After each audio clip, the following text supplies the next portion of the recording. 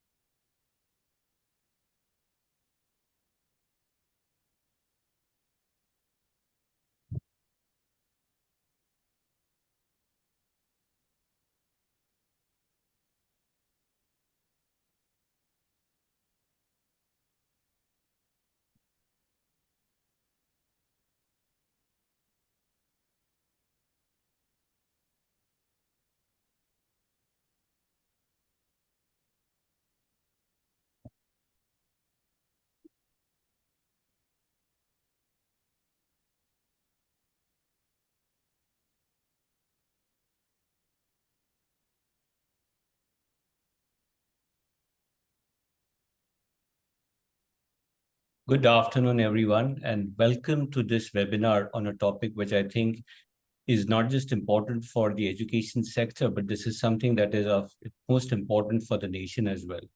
What we're indeed talking about is about creating job creators in a country that needs to create tens of millions of jobs every year.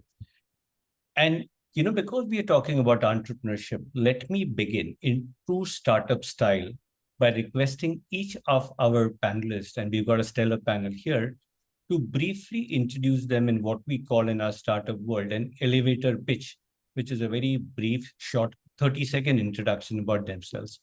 Maya ma'am, may I request you to go in first? And I'm just going through the way in which I'm seeing people's names on the screen.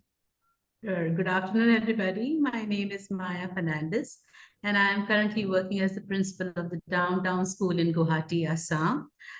Teaching is my ikigai, and I'm a teacher by accident, married to an army officer that brought me to teaching. But I fell in love with this profession. Northeast specifically is great to explore, and that's why I'm here. Because work and pleasure. I love my solo drives. I love backpacking to different countries as well.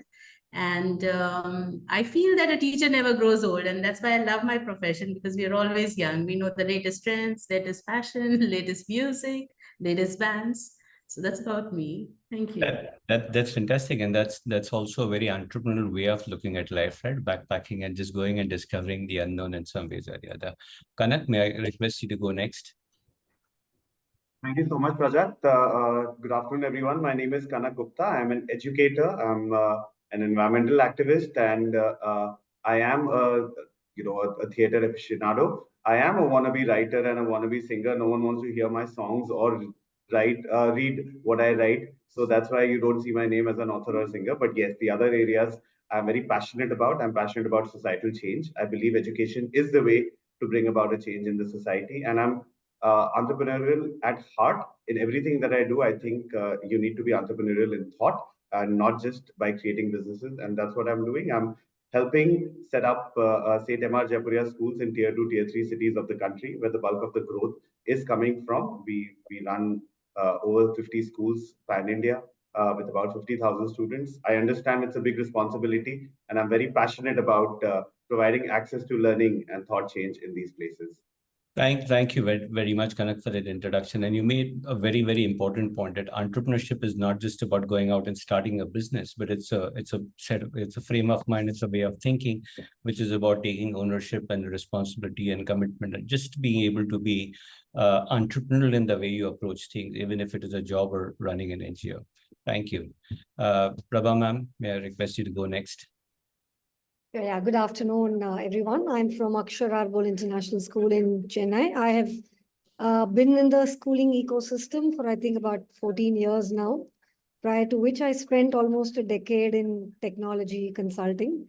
I'm also a classical dancer. I've been dancing for about 3.5 decades now. So I I think a lot of these experiences, along with the different teaching and leadership roles that I've had to play at school as well, there's been a lot of cross learning that's happened between, I think, those different hats that I wear. So a lot of my work is around definitely looking at strategic process design. And I think it's always a pleasure to be able to think about and look for different opportunities that we can bring for young minds as far as the school is concerned. So it's wonderful to share this platform here. Thank you. Glad to know about your, dancing background as well, because, entrepreneurship in many ways is like a performing art in some ways or the other. There is to be a creative element, but at the same time, there has to be a tremendous amount of discipline and commitment that one needs to bring to the table. So I think there are synergies and learnings that one takes from each other. So glad to have you on the panel. Anirudh, may I request you to go next, please? Yeah, hi, good afternoon, all of you. My name is Dr. Anirudh Gupta. I'm CEO of DCM Group of Schools. We had set up first school in a border town. That was not a border town that time in 1946. Perhaps 1 year after we came into being, it became a border town. And we are running schools in the northern part of India with almost 40,000 students and around 4,000 educators on our rolls. So we also have kind of earned the distinction of setting up perhaps world's, but at least India's first school of entrepreneurship for kids in Ludhiana, Punjab. I'm an environmental engineer by qualification, and I have done my postgraduate master's in international finance. And I'm also a senior journalist, political analyst. I am an angel investor, philanthropist. We run almost 13 NGOs. I am president of the various sports associations at state, national, international level. So this is me, and I'm a golfer also. Whenever I get time, I love to be at the course, and entrepreneur at heart. And I love empowering people, especially the youngsters, like to climb up high in life. And this is what we are doing at DCM. Anirudh, what an inspiring, introduction.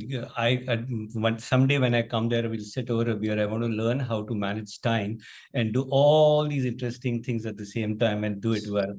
But one thing that impressed me, 40,000 students in the School of Entrepreneurship. 40,000 students is actually a very formidable market in itself, even if some of your students were to create any products and stuff. So great start. So I think finally over to you, and I'm actually, after my introduction, I'm going to request you to open the talk with a few points, but maybe you can start with a little brief introduction about yourself, and then I'll get into questions that you can perhaps answer about what you do.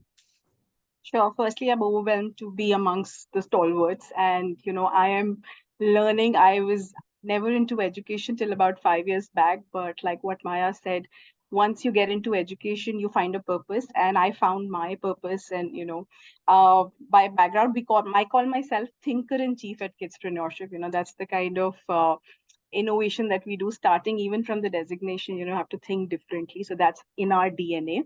I'm an entrepreneur with some 15 years of experience, across varied industries. From background, I've done my IT engineering, something typically a lot of students would do because they would know nothing better. But then I shifted gears and I did my post-graduation in marketing and communication from Mudra Institute of Communications, Ahmedabad. And for the last 5 years, I can say very confidently that I've been eating, living, breathing, drinking, entrepreneurship for young learners and how to incorporate that into the education system. And to be amongst you, to be able to talk about this topic, I think, like I said, is like a dream come true. And it's happening. It's a reality right now. Everybody understands that it's the need of the hour. So I'm very excited about that. And the professions are no longer binary. So like you've all said, you all have various facets.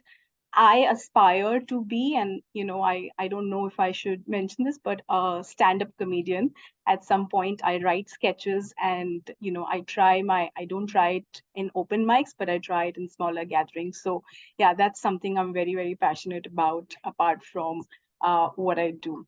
Fantastic. And someday we hope, all of us will be able to see you perform at one of these open mics. But sorry, I think what you're doing is not just a fantastic thing for the education system, but I think it is nation building. And that about 164 people are participating in this webinar is an indication of how important even the educators recognize this. And this conversation is to really creating people who will be ready for the world as it is today.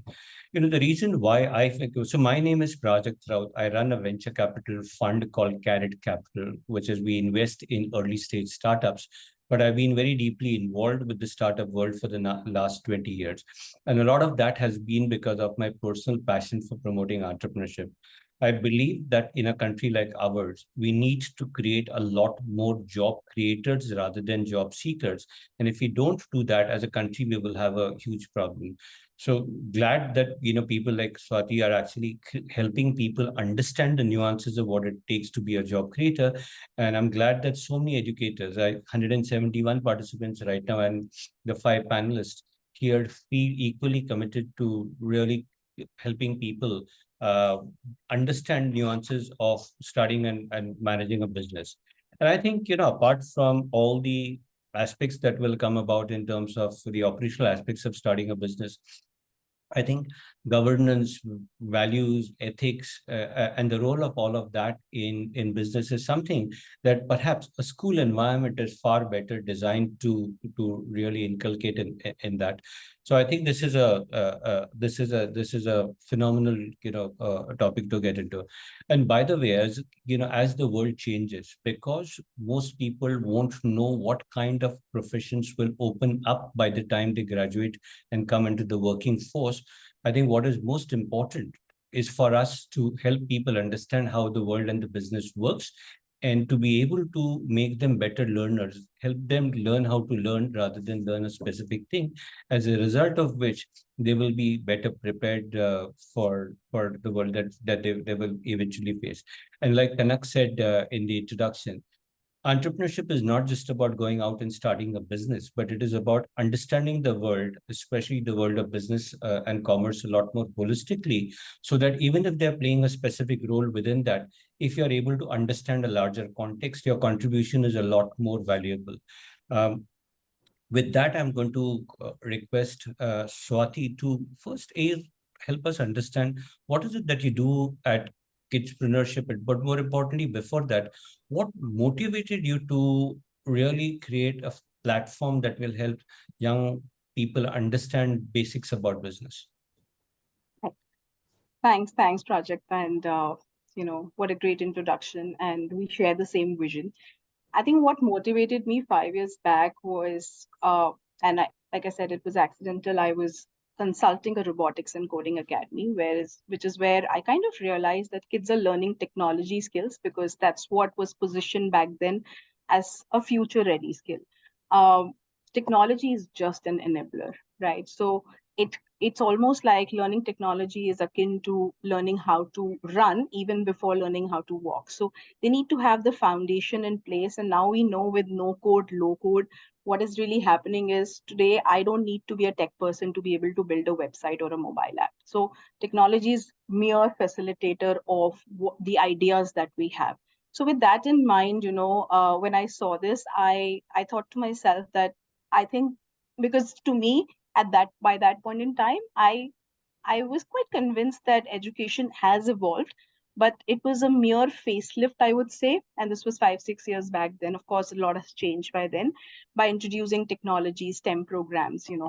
Uh, so I created this signature program and I started volunteering a lot by delivering this program. So that was my start of foray into entrepreneurship for young learners. And I was focusing on very young learners because I thought that's the best time to catch them young, because they say, there are statistics that tell you that, after 15 years of age, the creativity stops. Every year, actually, it keeps dropping, right? So if you catch them young and if you're able to make them believe in their own ideas, in empowering them, I think there's nothing more empowering for them, for the students as well, and for the rest of their life. They will feel empowered. Like I said, even if they're starting something of their own or they are, working for somebody, we need to ensure that they have an entrepreneurial mindset. So it went really well. I mean, one thing led to the other. We had quite a few students joining and 2020 COVID happened. So I thought maybe, I'll not find a market, but it opened up huge doors, because I'm based in Singapore. So I was not just getting requests from schools or students here, but I was getting requests from schools across many different countries too. And by then we had a website, which of course, me being a marketing consultant, had optimized it well.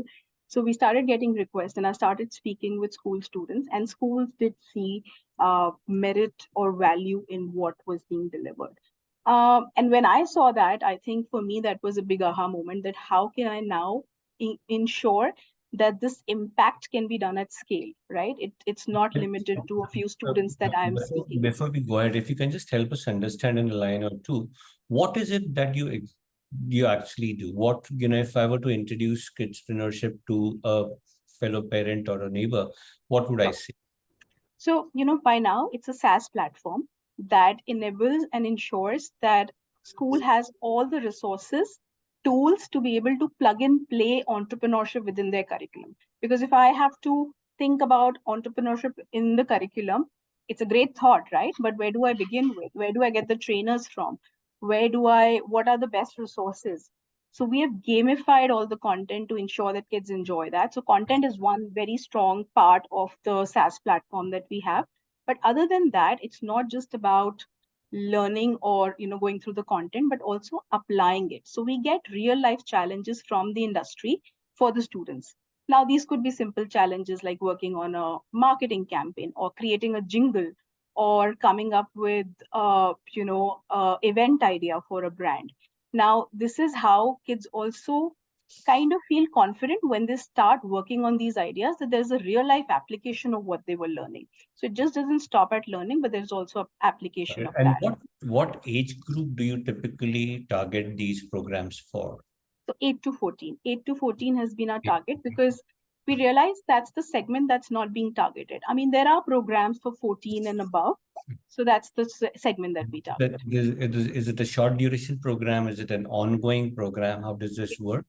It's an ongoing program, because one-off workshops are great, but they don't create a lasting impact, right? I attended a one-off workshop.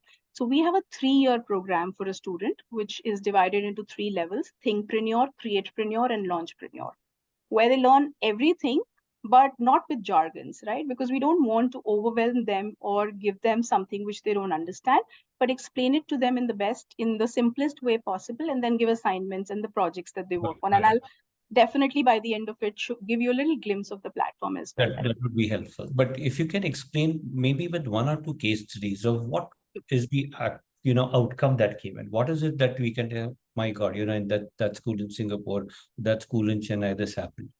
Right. So a lot of schools now use our platform, use our program, and they use it in different formats. Some use it after school as an extracurricular, which, we are definitely keen that they move it as an intracurricular and, have it for all their students. So we have weekly sessions, right? So some of the schools actually ask us to train their own trainer. And for some of the other schools, we actually send our trainers. In both the formats, the trainer exactly knows what's the session that needs to be conducted. And within the 45-minute or 1 hour duration, they cover what needs to be done. And then the child is able to connect to the platform and also, circle back and watch the content at their own pace. So one of the challenges that we saw very early on was, while I'm saying train the trainer, but trainers here are co-learners. We ensured that, because, you can't expect trainers to now become entrepreneurship trainers, overnight. So while we train them, they are more co-learners, because they're learning with the kid and they're more facilitators in the whole experience. And then towards the end of it, they get a very holistic report. Now, assessment is one of the challenges that, is a big challenge, so to say, because what can be assessed can't be improved, right? With that in mind, we wanted to ensure that we're also able to assess them in a way where every student, we are able to assess their strengths and not just focus on and give them grades, right? So there are 3 aspects to our holistic assessment report that we have. One is the anecdotal records, that anything, the teacher observes, and we've given them parameters. The second part of our report is essentially assessing them on entrepreneurial skills, knowledge, and mindset. And there are quizzes after every session that they take. So it's a gamified thing. They take up a quiz and, we kind of score them on that. And the third part of it is basically a strength finder kind of a test where we arrive at what their natural strength is. Because it is proven that if I play on my natural strength, I will do well. So knowing that is always much better. So all Got these it. three components. At some stage, you might want to also share with the group a couple of examples or case studies where, saying that, look, this is the outcome. While some, maybe parents have come and said something about how the child has changed for the better, or maybe even one or two people might have actually gone ahead and started something that was in an area of passion. We'll come to that in a bit. But thank you, A, for explaining what you do, and more importantly, actually doing this, making it easier for schools to really start teaching entrepreneurship, which I think is the need of the hour. I'm going to move to the other panelists, and this is a common question for everyone, Kanak, Maya, Prabha, Anirudh. Given that the world geopolitical dynamics are changing, the market scenarios are changing, what we call the new way of work, unpredictability of what is going to happen, questions about whether AI will, take away these jobs, etc. What is in store for my child?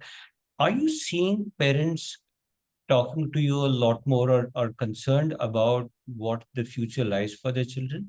And how do you, what is your way of ensuring that the kids are better prepared for the world that lies ahead of them? And how does entrepreneurship fit into that entire construct of how you want to build a strong foundation for the children? Maya, maybe you can start.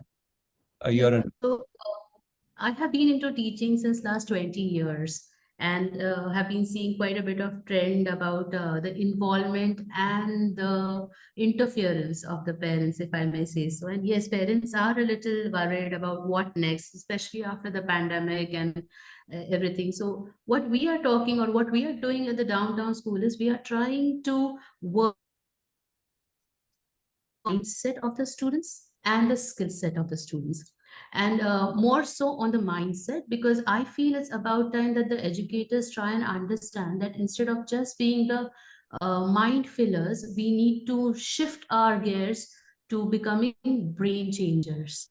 And when I say that, we are looking at children and we are working on their mindset of understanding how to face failure gracefully, which is a missing part in the puzzle these days. Everybody wants to be on the top, everybody wants to win, but nobody knows how to handle a failure. And we are hearing so many cases around about it. We're also trying to tell them how to be resilient and adaptable in the changing world. And we are also working with the parents on helping our students to understand the impact of their actions on the environment and the society at large. Now, when we are talking of all these things, we are also coming back to the point of introducing entrepreneurial education in the school, because this is exactly what the entrepreneurial education is talking about. We are telling, or we are trying to empower our students for being creative problem solvers, by being resilient, by being out there and showcasing their own ideas. And if what we feel at downtown school, and the reason that we are in this discussion today, is because we feel that this entrepreneurial education at the foundation level itself, if introduced, is going to go a really long way, whether the child starts his own venture or whether the child is pursuing his own passions. This is going to go beyond the school. And I And that's completely what agree we're with you. trying And I to think, do. as Kanak also said the same thing, that it's not just about teaching about starting a business, but it's an entrepreneurial way of thinking. Maybe, Kanak, you can come in here as well and talk about what is it that parents are expecting, or they concerned about future, and how entrepreneurship fits into your foundation building thing. Sure. So I think, it's happening worldwide. And I'll share with you an example from a report I read recently from NYU Stern, which talked about when children were asked at schools as to what do you want to do when you grow up. Surprisingly, the overwhelming answer was not doctor, engineer, or even a sports person. Surprisingly, it was not even an entrepreneur. The surprising answer was that we want to become YouTubers. We want to create TikTok videos. And that's the trend that the world is. Now, one might like them, one might not like it, but the point is that normalization is happening in a lot of households. And I'm sure that's kind of conversation that's happening at households. We get we get into conversations with our parents all the time, and they ask us that, what is the future like? And as every educator who's leading a school or a chain of schools, we write articles, we speak in webinars and seminars, and parents hear those words and they ask us that, what do you mean that you don't know what the future 10 years down the line will be? And, what will my child be doing? So we start talking to them firstly about as to what are the 21st century skills that you're trying to give to the children. Is it problem solving, communication, collaboration, adaptability, agility, uh, tech literacy, financial literacy? Now, these are skills that you would probably not have only in the classroom. There needs to be experiential learning as well along with it. We orient the parents about it. We do a lot of interdisciplinary projects for the students, and they are not, as Swati was saying, that a one-off event will not cause a very big change. You need to do it in an integrated manner, in a long-term manner. We have 40 plus activities that our students get access to, and we talk to the parents also about it as to how is it helping them develop these 21st century skills. That, I think, is bringing about a lot of change. I think generically now we all celebrate failure, which is super. But I'm so glad that that mindset shift has happened, because one of the key facets of entrepreneurship is accepting failure. And I'm so glad that we are celebrating it every day at our schools. No, absolutely. I completely agree with you. But one of the ways in which I try to reorient people is saying that, look, entrepreneurship is like a set of experiments. And by experiments, you necessarily mean that sometimes it will work out, sometimes you won't. And I say, therefore, you never fail at entrepreneurship. Sometimes you win, the other times you learn. So it's always a game on which you can, build on from. But Kanak, I'm glad you're doing all of these things, because like you said, while parents are concerned about what will happen in 10 years, what you're empowering parents or kids with are the tools that will help them adapt to any opportunity or situation that they're faced with. And that, in many ways, is what entrepreneurial thinking is about. Prabha and Anirudh, would you also concur with the views, or do you have any alternate thoughts to how this can be looked at? Yeah, Prajakta, thanks. I'll just go to the context again for a while. So what we are aware of, that India is the biggest K-12 segment in the world. We have almost 26 million school goers. Fine, we have the biggest youth force in the world, juxtaposed by the fact that we are still a developing country. We have more number of doctorates in India than graduates in America. Still, our contribution to worldwide patent is less than 1%. Fine. And with all these initiatives like, Make in India, Atmanirbhar Bharat, Digital India, and particularly ourselves, being the first self-financed independent school of the country. And so we took the onus of,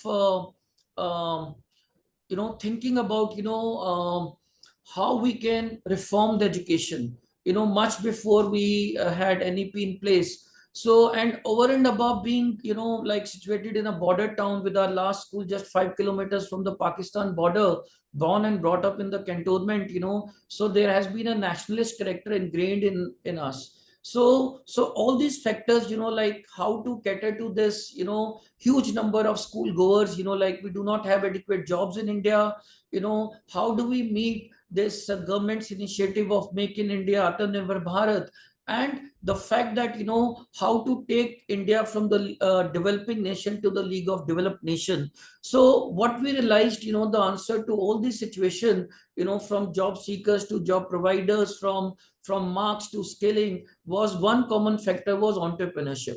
Yes, talking about the parents in India, particularly parents, they have been shy of divergence. They have been kind of looking for a safer path for the kids. And still, that mindset of beta, what you want to become, doctor and engineer, still, I mean, in majority of the Indian parents community, still they are, looking for those kind of options. So in 2016, we took the huge leap forward of thinking of setting up India's first school of entrepreneurship for kids. We spent a couple of years on working on the curriculum, because we were realizing that it could have been a double-edged weapon. Parents and especially the community, the society, educators, they've all been talking about happiness, social quotient, emotion quotient, that we were very mindful that not to subject the children in that formative stage to something they might feel pressure or stress about. So how to inculcate an entrepreneurial mindset, how to expose them to all these nuances,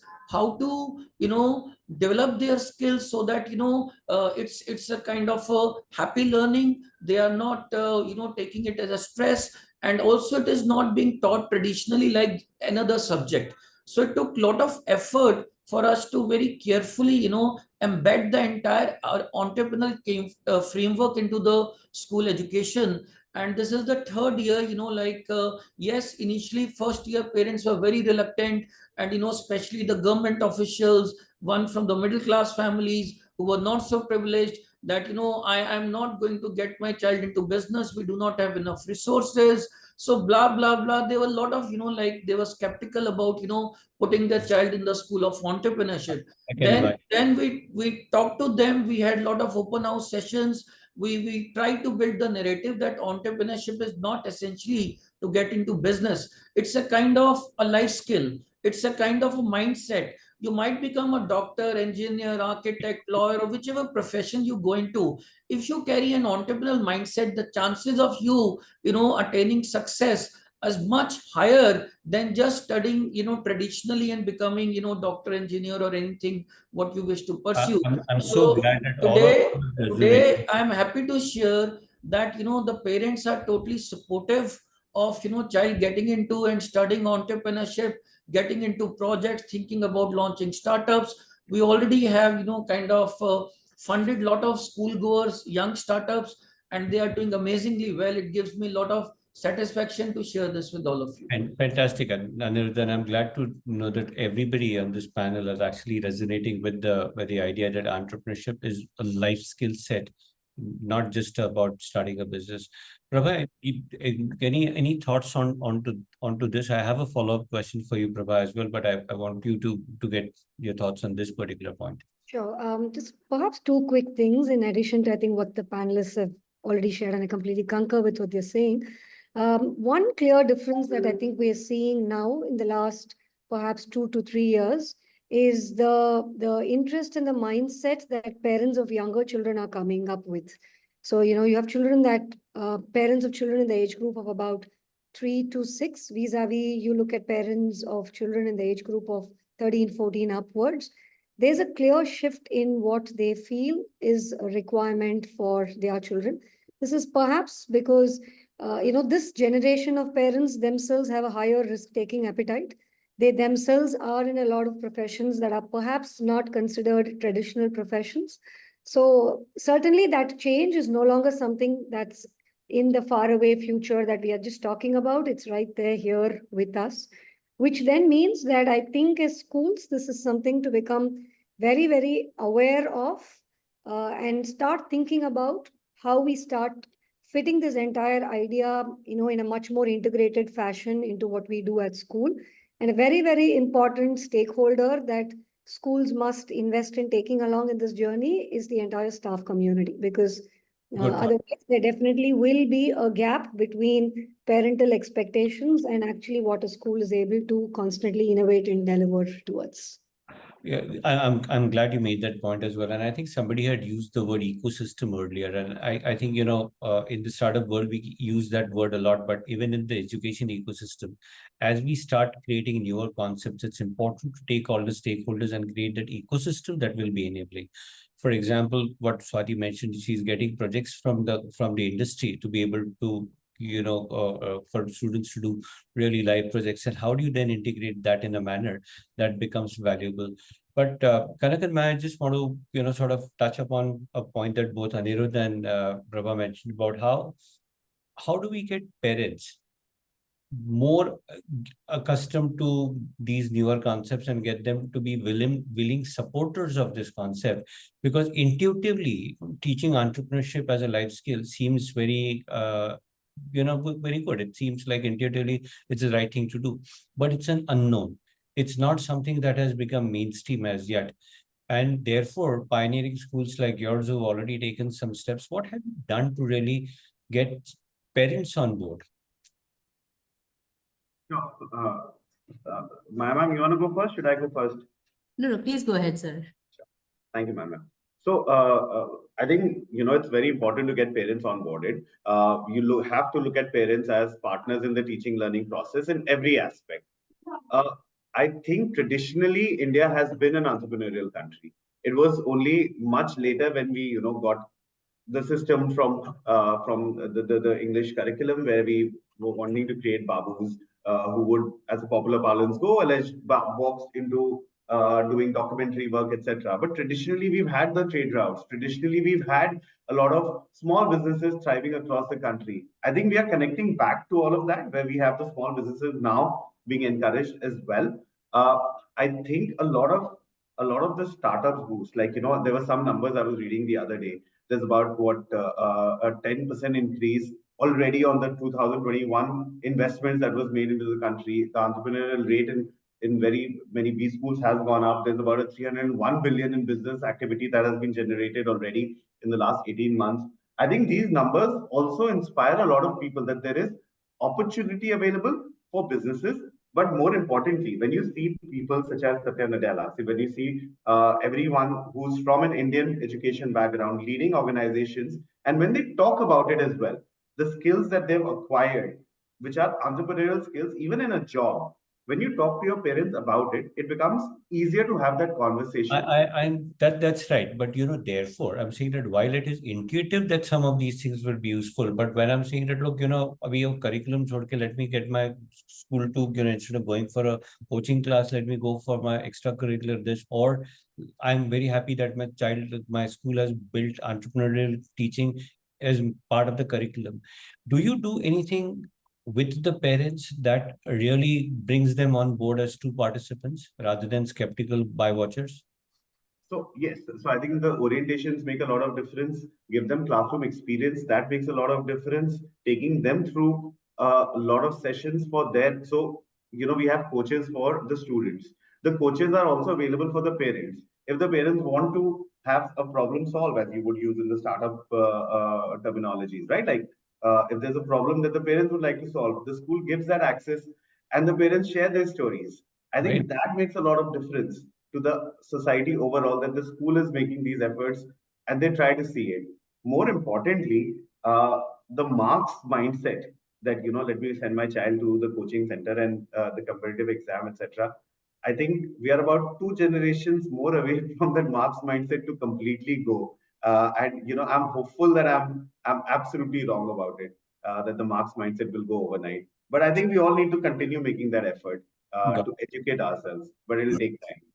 Swati, I have a follow-up question for you in that, but in a minute, after we take Maya ma'am's points on this. Yeah, so I completely agree with Kanak sir, and we are doing the same thing. Like, let me give you a small example. We had in the month of November a huge art exhibition, and when we started planning for the exhibition, we started involving the students, and we threw ideas that what should be the name of the exhibition.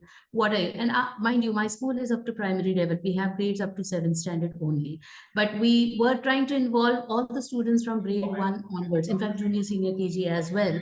And we ask them, what do you want to name it? What do you want to call it? Where do you want to host it? Okay, what are the products that you want to do? How do you want to place the products? Everything, the students were involved. By that, eventually the parents were also involved, because the students were going home and talking about it. That, oh, okay, I learned this, I learned that. And then ultimately we asked the students that whether you would like to sell the products that you're making in this exhibition. And they were like, yes. And then we asked them, what do you want to do with the money? And they said, okay, we want to try and give it away to somebody, because at our school we always keep on harping on a term which is be kind, rewind. So we said, okay, let's okay, if you want to share the money, okay, what kind of NGOs? So we gave them an option. Okay, these are the 3 NGOs that who can benefit with some help from us, and then they chose. So every step of the exhibition, the students were involved. By then, the parents were involved. The parents saw the shift in the personality of the students. They saw the confidence level, because the entire students, they were standing there explaining what is Van Gogh Starry Nights, what is this product, what is Warli painting, and that's what made the shift in the parents, is what I felt. And otherwise, also in general, overall, we are seeing a shift, a more acceptance towards creativity, autonomy, and we're seeing a major shift happening in our society. So yeah, I mean, that these are the things where we feel that instead of calling the parents individually or talking to them as a parent committee, we are conveying it via the work of our students, and that is really No, helping. fantastic. No, this is very good. This is very good to hear. But I think many of these case studies or success stories perhaps need to be shared a lot more with a larger school ecosystem or the education ecosystem, so that more parents also get to learn from the experience of some of the other ones. And maybe ScooNews can take up some of these initiatives as well, about taking some of the good stuff and spreading it around. But Prabha and Anirudh, I want to come to one practical question. Typically when schools introduce a new aspect, and especially when there is a fee, etc., involved, it is seen by parents with a little bit of skepticism in terms of saying, okay, one more revenue opportunity. How do you handle that, and what can it's institutions like ScooNews or Kidspreneurship do to really position this in the right way it needs to be seen, rather than as one more revenue stream? Would you like to go first, sir? Would you like me to share? No, Yep, please, okay. please go ahead. All right, okay. So I think you raised a very, very valid point there, Project, because schools typically are spaces which are many a times, jammed by budgetary constraints as well, because, from a very operational standpoint, one also needs to be practical in terms of, how much can I, realistically do without sort of really burning out my seams, right? So I think one way in which perhaps, Swati already mentioned that whole idea of saying that within her own curriculum, there's a lot of industry connect that she brings in. And, it is possible when you do that to actually get a real industry experience for the children. But alongside that, perhaps what would also help is what typically happens with higher education institutions, wherein there is a lot more support from the industry in terms of, the financial aspect of things as well, right? So many a times there are, endowments and things like that with the industry actually sponsors in higher ed institutions. But somehow a school ecosystem is completely overlooked in that, because I think the general thought process is where I am actually, perhaps for our own organizations, we're going to end up recruiting, alumni into these organizations from these higher ed institutions. But I think we fail to do that kind of a backward link and recognize that it actually begins at a very, very early stage at school. So it's very important to sort of bring that link all the way down to the schooling ecosystem if we truly want to make a change as a community and a country. So I think that's one thing that perhaps institutions like these could help schools with, so that when parents see an impact, when they see the outcome and the delivery, they are willing to become, more active supporters. And But that's a great until such time, if there are other ways that, that burden or what they perceive as a burden is taken away from them, then I think it makes it a lot more easy for a school to take it forward. No, I think it's a great point. And I think, institutions like ScooNews can perhaps engage with industry associations like CII, SHM, etc., and help industry connect a little more with their local, education ecosystems. Great point. Anirudh, any thoughts? Three things, firstly, for us, at DCM starting up this first school of entrepreneurship, it has been more of a passion driven initiative. We really didn't think about the ROI or, any kind of a commercial aspect. The investment is huge and we've just initiated. So one is that, so we've not really thought about it. Secondly, when the parents find value in what you are providing, I mean, the kind of curriculum, facilities, technology, so they don't mind paying. I mean, when it is kind of a lopsided, then they might have an issue. And if they are finding real value in, these kind of concepts and these specialized schools, I mean, for them, I mean, payment is, or these kind of constraints are not an issue.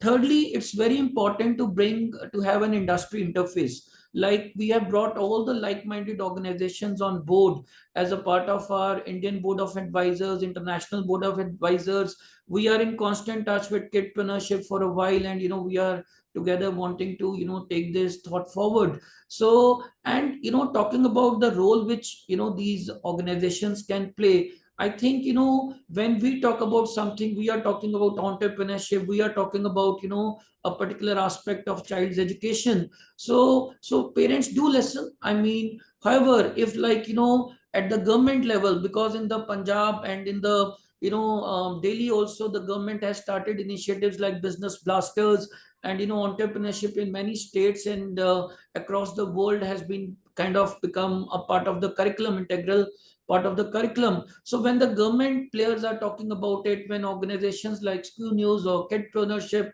they are talking about it, so I think it catalyzes the entire thing. Fine. So it reinforces the belief of the parent that yes, this is the step in the right direction. And we always believed, and we've been talking to the parents that these days it's not about marks, it's about making a mark. Fine. So we are trying to through very effective and rapid communication with them, through e-newsletters, through coffee evenings, through open houses, we are trying to talk to them, engage with them directly, indirectly, so that we are able to take out from their stereotyped Right.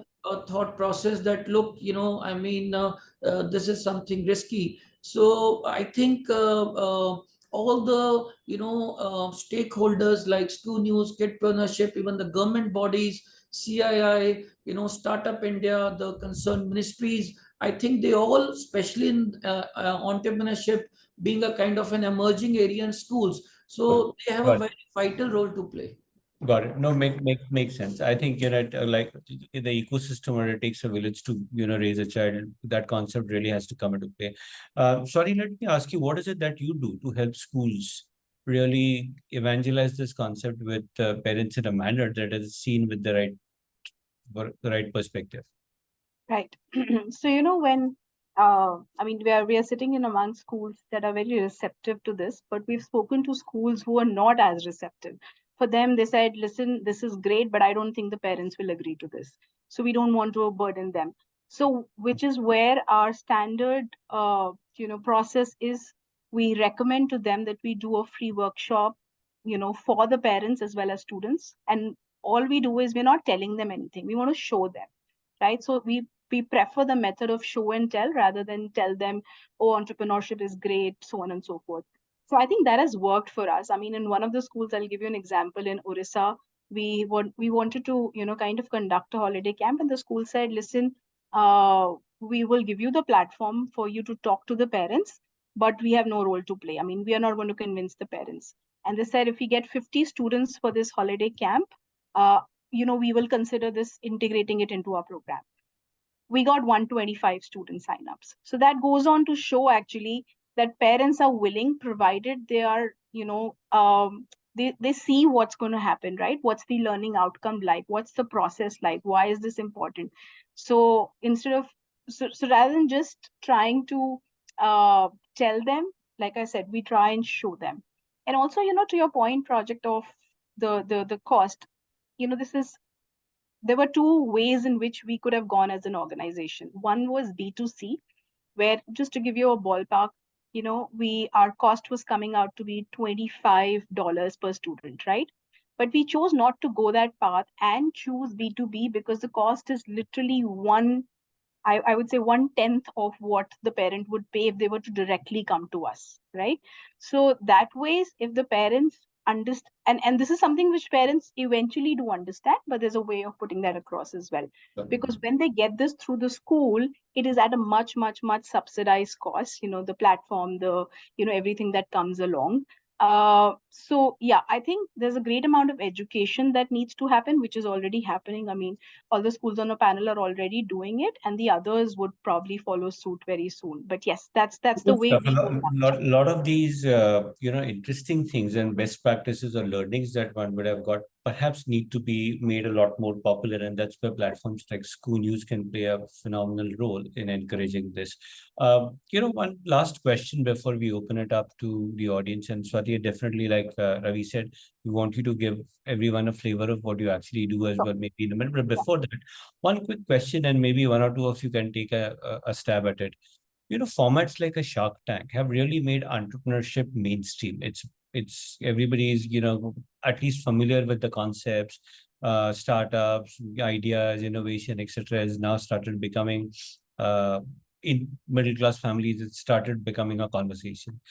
Is there merit in somebody like a ScooNews and a Kidspreneurship actually creating maybe a school level or a regional level Shark Tank kind of a competition with kids present and parents are sort of committing some money, maybe not, it doesn't, and like my mom said, that money goes to say an NGO and stuff like that. But are there some fun things that we can do to really make it a lot more involved for people? Absolutely. I think we're all doing that. I was talking about Ideate Fest that happens at TCM. I mean, a fantastic platform for students where, and it was in the third year this year, if I'm not wrong. And all students come with their ideas, and they're also supported with some kind of a seed fund. So Dr. Anirudh is doing a great job with Ideate Fest at DCM. Very great example. What we did last year was Asia Pacific Kid Entrepreneur Championship. So it was not just restricted to one country, but we had representation from 5 countries, and lots of schools in India participated as well. So it's great to mobilize the ecosystem to ensure that more students and more parents get to know about it. So yeah, Yeah. it's already happening, and it should happen at scale. You're doing it at Asia Pacific level, but what happens, there again, the whole thing about ki out of 20,000 students, maybe 2 won the final prize. But I think we need to celebrate even attempts Yes. at the School level. at local and school levels. At TIE, one of the organizations that I'm deeply involved with, it's called the Indus Entrepreneurs, which is a global organization for fostering entrepreneurship. Our motto there is, we celebrate effort rather than outcome. It's not about whether you were successful in what you intended to do, but did you, really. So if you want to become an entrepreneur, you can become an entrepreneur. अभी business success हुआ नहीं हुआ वो बाद में देखेंगे. ये नहीं हुआ तो आगे अगला कर लेंगे. But I think we need to really create some, sort of touch points and winning things. I'll just take 1 minute. This time, for the first time in TiECon Chandigarh, the event organized by TiE Chandigarh, students, of the age group of 6 to 10 years, they presented their business ideas. They participated in pitching sessions. So probably it was for the first time that child chapter saw this kind of a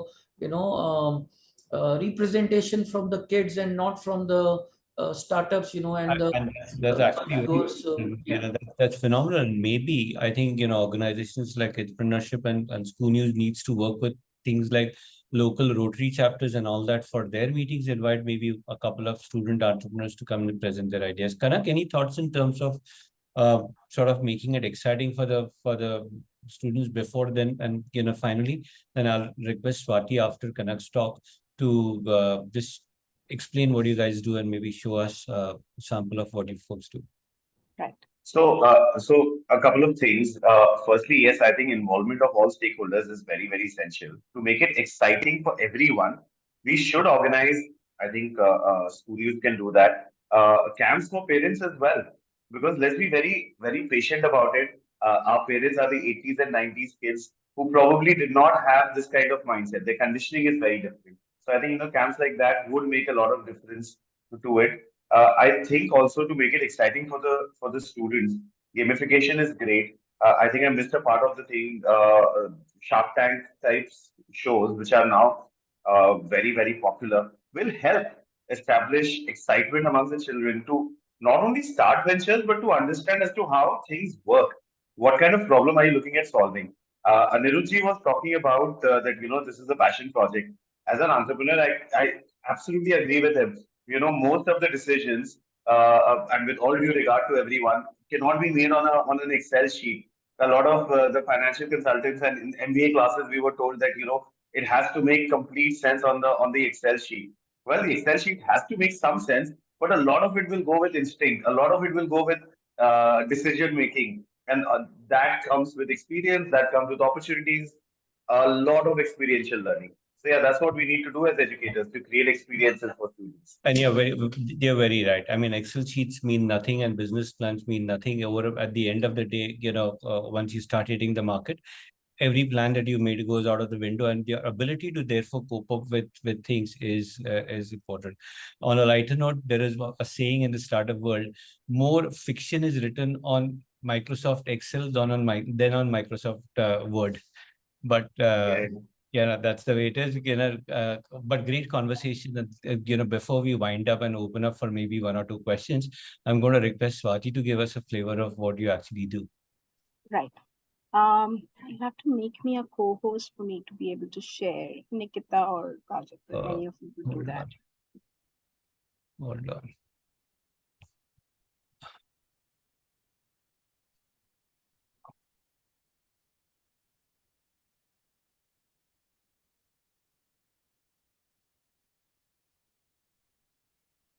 I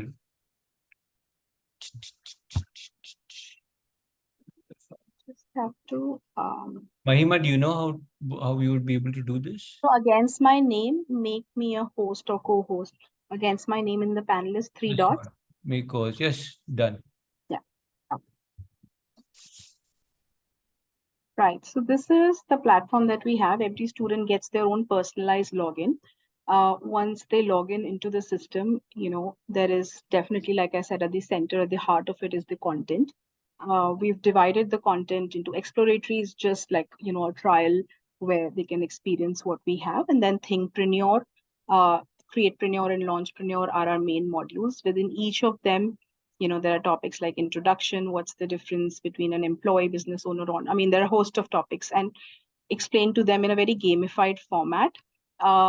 Each of them has, quizzes attached to it, so as to understand, how much have they learned. These are all content add-ons, right, for shorter format workshops. Empowered Young Learner, for example, has all the other topics, which perhaps like inclusivity, how to be a global citizen, social emotional learning, sustainability. So all of these topics we kind of cover, so the main topics are covered during regular program, but all these content add-ons can be covered during holiday program. So in global and cultural awareness, for example, we do a virtual immersion to a different country where they can sit and know something about a different country. There are makerspace challenges for every grade. There is Skillpreneur, in which they learn about various skills, and then how to be, like, for example, if they're learning music, right? How to think like an entrepreneur if you're learning music, because tomorrow you might be creating jingles, right? If you're working on a real life project, for example, of creating a jingle, that's where the skill also. So Skillpreneur is actually learning a skill and also applying an entrepreneurial mindset to it. So all these modules, and I think the core here is that we keep creating more content, which is more relevant for the students to, not just develop an entrepreneurial mindset, but also have, these 21st century skills. The second part of it that I was talking about are the challenges. Now, these are challenges that are coming from the industry. Bell, as we know, Laughing Cow is a very popular cheese that kids kind of consume. So they came up with this challenge where they've asked the kids to come up with a marketing campaign. So there's a video, what are the highlights? We ensure that the brand actually comes and speaks to the kids. They actually, talk about what the challenge is, what they're expecting. So it can get the kids excited. And then we do online workshops with the kid in order to help them understand how to kind of, attempt these challenges, because it's not something that they do day in and day out. So they do need some guidance around that. The other thing is, when they're working on different projects, there has to be a way of documenting all those projects. So this is a way in which they kind of document. So for example, this is one of our students from Indonesia, I guess. She's created a lip balm and a lip balm brand. So everything that she's done around that is very, very well documented, right? She wants to refer to this like few years later, she can come back and look at it and what she's done. So, because if we give importance to the projects that they're doing, they will also, look at it in that way. Otherwise, it gets lost to memory. We did something and we forgot about it later. Then there is, of course, a class schedule where they understand there is an online session happening. This class schedule is primarily for the online sessions that we conduct. We connect them to the industry experts or to a kid entrepreneur from another country who has an inspiring story to talk about. So every week there is a session, not mandatory to attend, but if they're part of the program, they can be a part of all these sessions that we have. The dashboard kind of gives a summary of what they're doing. Something that I wanted to share was the holistic assessment that I spoke about. This is where what are some of the anecdotal things, how are they faring on mindset skills and knowledge, what are their strengths, and then there's an AI generative report that from the teacher. So we don't want to, like I said, for everything that we do, we ensure that teachers are not spending a huge amount of their time in this, and they're co-learners and they're facilitators in the program. So all of this is kind of an auto-generated report that each of the child gets. So yeah, I think with all of this, they exactly know which level they're into in, what are the feedbacks. One of the things is assignment after each of the, so, something that we make them do is, if you learn about problem solution, for example, make a comic strip around problem and solution. So one of the assignments, right? So the trainer has actually given feedback to the student, what was good about it, what can be improved. So there's nothing, like I said, like we were discussing, every attempt has to be celebrated. So we only ensure that a constructive feedback is given to them, and all these are assignments that they can these are assignments that are pending, and these are assignments that are already being submitted. So ensuring that it's like a we had physical books for subjects. This is a digital book, I would look at it as, which has videos, which has more interactive elements, and we are adding more tools as we speak. But these are the tools that we have currently, like certain collaborative tools where kids from different places can actually collaborate on projects that have where they have common interests. So things like those will also be Swati, added. will you be able to give a login access or any trial access to the participants? I think that would be useful. Sorry to sort of interject under this, but look, I run a venture capital fund which is focused on supply chain. So on time is something super important for us. We Absolutely, started absolutely. at 3:03, and we have got sort of in time. 1 hour is what we had. 4 o'clock, 4:03 is what we wanted to end at. We done with that. But I think phenomenal conversation, and I can't thank all of you enough for really evangelizing this very, very important, I feel, a nation building task of creating young minds to be better prepared for what is most certainly an uncertain future, by giving them what, as many of you described, life skills, and in a manner that is fun and engaging. And Swati, thank you for putting together this fantastic platform, which makes it possible for all of us to deliver that curriculum to students in a very, very engaging and interesting and organized fashion. So thank you, everyone. There are a bunch of questions, but I think some of these questions were asked and answered in the course of the conversation.